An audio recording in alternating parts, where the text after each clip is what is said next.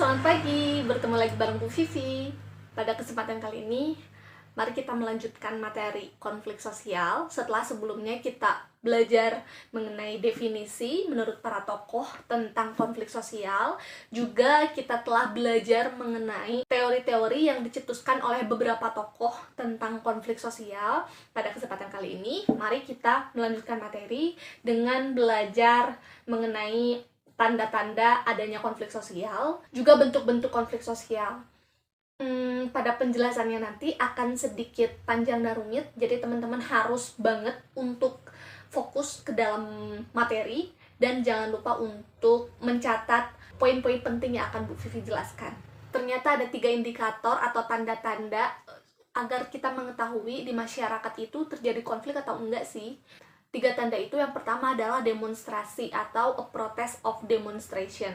Mungkin teman-teman sudah sangat familiar sekali dengan kata demonstrasi, sebab berita-berita konvensional akan menayangkan beberapa demonstrasi yang dilakukan oleh beberapa pihak, mungkin salah satunya mahasiswa. Ternyata demonstrasi ini bisa dijadikan sebagai salah satu tanda terjadinya atau salah satu tanda bakal adanya konflik sosial di masyarakat. Demonstrasi itu apa? Seperti juga yang teman-teman ketahui, demonstrasi itu kan ketika ada sejumlah orang yang mencoba atau sengaja mengorganisasi diri untuk melakukan protes. Namun, demonstrasi ini tanpa melibatkan kekerasan, tanpa menggunakan kekerasan di dalamnya. Dalam demonstrasi ini, pihak-pihak yang menjadi sasaran biasanya pemerintah terhadap kebijakan-kebijakan yang tidak pro rakyat, atau bisa juga pada perusahaan atau pengusaha yang tidak memiliki kebijakan-kebijakan terhadap pro buruh, atau juga pimpinan-pimpinan lain. Salah satu contohnya adalah ketika demonstrasi yang dilakukan oleh mahasiswa terhadap revisi Undang-Undang KPK, atau demonstrasi yang dilakukan mahasiswa terhadap Undang-Undang MD3 dan lain sebagainya. Tanda yang kedua adalah kerusuhan atau riot. Kerusuhan ini sebetulnya maksud dan tujuannya sama seperti demonstrasi, yaitu ketika ada sejumlah orang yang sengaja mengorganisasi diri untuk melakukan protes. Namun bedanya, kerusuhan ini menggunakan kekerasan atau melibatkan kerusakan-kerusakan yang terjadi di dalamnya.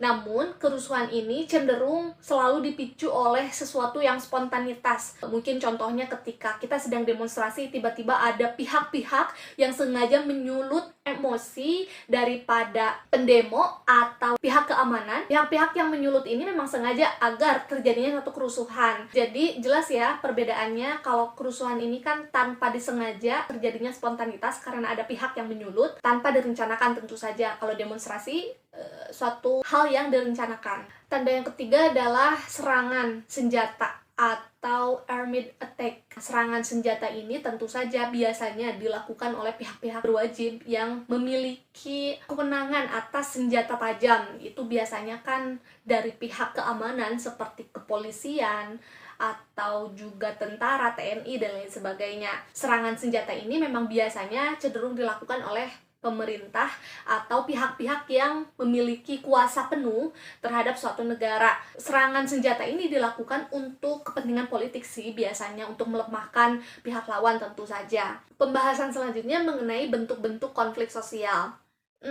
Ada beberapa bentuk-bentuk sih mengenai konflik sosial, jadi teman-teman harus memperhatikan dengan jeli ya, dan harus bisa membedakan satu sama lain. Bentuk yang pertama, berdasarkan subjek yang terlibat atau orang yang terlibat di dalam konflik. Ini bisa dibagi dua, yaitu konflik individual dan konflik kolektif. Konflik individual ini berarti konflik perorangan yang hanya melibatkan antara satu orang dan satu orang yang lain tanpa melibatkan pihak-pihak yang lain. Sementara konflik kolektif ini sama dengan konflik kelompok yang terjadi antara kelompok yang satu dengan kelompok yang lain. Contoh daripada konflik individual ini, bayangkan saja ketika kalian sedang bertengkar dengan teman kalian. Itu kan berarti one by one gitu ya, pertengkaran yang terjadi antara satu orang dengan orang yang lain. Sementara contoh daripada konflik kolektif ini lebih besar, tentu saja yang melibatkan antara satu kelompok dengan kelompok yang lain. Contoh sederhananya sih bisa kalian bayangkan ketika kelas kalian sedang berkonflik dengan kelas yang lain. Mungkin kalau contoh yang lebih rumit seperti konflik yang terjadi antara Israel dan Palestina, itu kan antar negara ya. Antar negara tersebut juga bisa disebut sebagai suatu konflik kolektif yang melibatkan antar sebuah kelompok yang besar, yaitu negara. Bentuk yang kedua adalah suatu bentuk konflik berdasarkan hierarki atau posisi orang-orang yang terlibat di dalam konflik.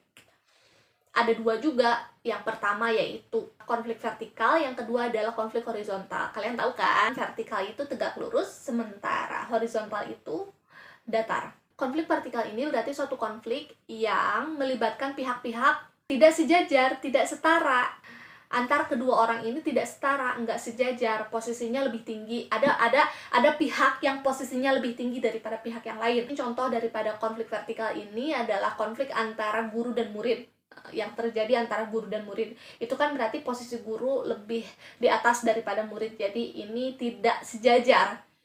Adanya suatu posisi yang tidak setara antara kedua belah pihak yang sedang berkonflik. Sementara konflik horizontal ini lebih kepada konflik yang melibatkan pihak-pihak dengan posisi yang sejajar, dengan posisi yang setara. Contohnya seperti konflik antar suku atau juga konflik antar partai politik. Itu bisa jadi ya, itu berarti menunjukkan adanya suatu konflik yang pihak lawan dan pihak yang sedang melawan itu sama-sama posisinya sejajar, nggak ada yang lebih tinggi gitu ya. Bentuk yang ketiga yaitu berdasarkan akibat yang ditimbulkan. Ada dua juga, yaitu konflik konstruktif dan konflik destruktif. Konflik konstruktif ini lebih kepada konflik yang bersifat membangun atau lebih kepada konflik yang bersifat mengoreksi, seperti demonstrasi tadi. Jadi di dalam konflik ini akibatnya bagus, akibatnya positif gitu kan, karena mencoba untuk memperbaiki atau mengoreksi pihak-pihak yang tidak adil terhadap rakyat. Itu kan berarti adanya suatu kontrol sosial, adanya suatu usaha untuk memperbaiki agar pemerintah lebih baik gitu loh. Jadi konflik konstruktif ini berkecenderungan positif, akibatnya positif. Sementara konflik destruktif itu sebaliknya, karena destruktif ini kan bersifat merusak. Seperti ketika ada suatu permasalahan yang terjadi antara buruh dan pengusaha misalnya, yang pada akhirnya gara-gara konflik tersebut menciptakan suatu kerusakan fasilitas atau menimbulkan kekerasan fisik, atau bisa juga menimbulkan penghilangan nyawa. Itu kan bisa jadi ya. Jadi memang konflik destruktif ini akibatnya sangat fatal. Akibatnya bisa jadi perusakan, bisa jadi penghilangan nyawa, bisa jadi pemukulan yang melibatkan fisik dan lain sebagainya. Jadi konflik sosial konstruktif dan destruktif ini saling berbanding terbalik. Bentuk yang keempat ada berdasarkan bidang-bidang kehidupan yang menjadi sumber konflik. Apa aja sih Bu bidang kehidupan yang menimbulkan sumber konflik? Itu yang pertama, salah satunya adalah ideologi. Perbedaan ideologi ternyata dapat menciptakan terjadinya suatu konflik. Salah satu contoh perbedaan ideologi yang menciptakan konflik itu perbedaan ideologi Pancasila dengan Khilafah mungkin, dan lain sebagainya. Yang kedua, ada bidang politik. Bidang politik ini tentu saja banyak sekali menimbulkan konflik antar partai politik, banyak sekali yang pada akhirnya bertentangan satu sama lain. Karena perbedaan kepentingan politik tersebut, akhirnya masyarakat terdampak atau berimbas kepada masyarakat daripada perbedaan kepentingan politik tersebut. Yang ketiga, ada juga ekonomi. Tentu saja ya, finansial atau materi ini selalu saja menimbulkan konflik, selalu saja menimbulkan permasalahan di masyarakat, yang akhirnya menimbulkan suatu kemiskinan. Kemiskinan ini kan seperti juga yang telah dibahas pada semester lalu adalah sebuah permasalahan sosial gitu, dan kemiskinan ini tentu saja menimbulkan konflik. Gara-gara dia miskin, akhirnya dia mau nyuri, akhirnya dia mau ngebegal dan lain sebagainya. Yang keempat, ternyata bidang sosial dapat disebut juga sebagai salah satu sumber bidang yang menimbulkan konflik. bidang-bidang sosial ini, seperti juga perbedaan ras, perbedaan agama, perbedaan suku, dan lain sebagainya. Itu kan sumber-sumber kehidupan, sumber-sumber bidang kehidupan yang rentan menimbulkan konflik. Bentuk yang kelima ada yang namanya berdasarkan ruang lingkupnya. Nah, berdasarkan ruang lingkupnya ini dibagi menjadi 3, adanya konflik antar kelas, yang kedua adanya konflik antar kelompok, dan yang ketiga adanya konflik internasional. Nah, konflik antar kelas ini bukan antar kelas IPS dan IPA, bukan ya, tapi antar kelas di masyarakat, seperti yang telah Karl Marx katakan. Masyarakat itu kan terbagi menjadi 2, borjuis dan proletar. Nah, antar kelas itu ya, biasanya konflik antar kelas ini konflik yang bersifat vertikal, karena adanya perbedaan kekayaan antara kelas masyarakat miskin dan kelas masyarakat yang kaya. Di antara keduanya tentu saja adalah suatu konflik yang tegak lurus, adanya suatu perbedaan lah ya, perbedaan derajat katakanlah, perbedaan status atau posisi di antara kedua kelompok masyarakat tersebut. Yang kedua ada konflik antar kelompok. Konflik antar kelompok ini lebih kepada suatu konflik horizontal. Kalau Bu Vivi boleh kasih contoh, mungkin contohnya seperti juga konflik yang terjadi antara suku Dayak dan suku Baduy misalnya. Itu kan berarti suatu kelompok yang statusnya sama, derajatnya sama, atau bisa juga kelompok mayoritas berkonflik dengan kelompok minoritas. Itu kalau di Indonesia mungkin dari bidang agama ya, bidang agama ada agama mayoritas di Indonesia kan Islam. Nah, ternyata agama Islam yang mayoritas rentan terjadinya konflik dengan agama minoritas. Agama minoritas ini apa aja, seperti Kristen, Katolik, dan lain sebagainya. Ya semestinya jangan terjadi, tapi itu salah satu daripada contoh ruang lingkup konflik ya.